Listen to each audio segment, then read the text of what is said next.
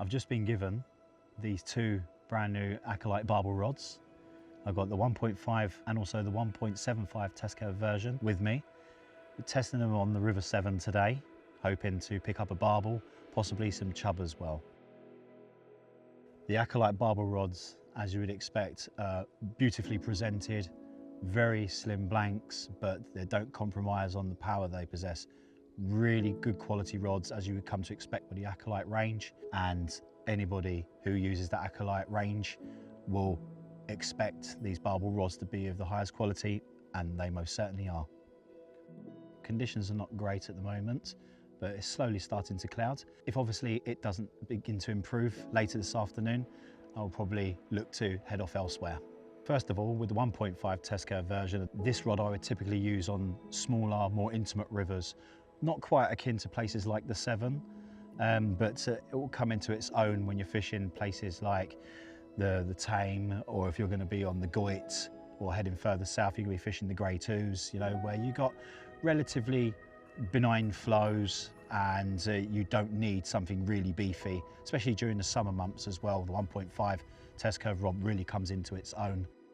I do also have the 1.75, which is this one here, and that rod there would be used for slightly more stepped up rivers and potentially with flows that are slightly more powerful. Something on the Severn during the summer, the 1.75 test curve rod is probably the perfect example that you would want to use with the 1.5 or the 1.75 test curve rods. In these current conditions and leading up into autumn, both of these rods would be more than suitable to land any barbel across just about any river within the United Kingdom. So as I touched on earlier, conditions aren't fantastic, but I'm going to continue going. You know, I've got some bait going out there, starting to build a couple of little swims and see whether obviously something comes along. If nothing does over the course of the next few hours, then we'll probably pull the curtain down on it here and then head off to another venue and see if I can work my magic there.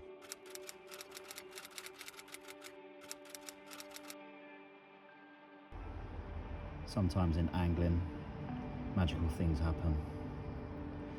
Spent a lot of effort today on the Severn doing a shoot, and then thought I'd drive to the Tame, which is an hour away from the Severn. Bearing in mind the Staffordshire Tame is not an easy river to get a barbel from. Even tracking them down is hard graft. But what do you know? River number 32 is complete as this fantastic looking 10-pound 6-ounce barbel lays in the net. She's well recovered and she will be ready to go. I'm just absolutely amazed that sometimes, you know, magical things do happen.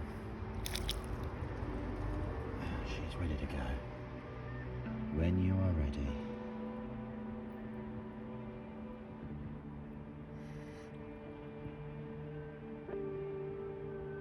Cool, you're free.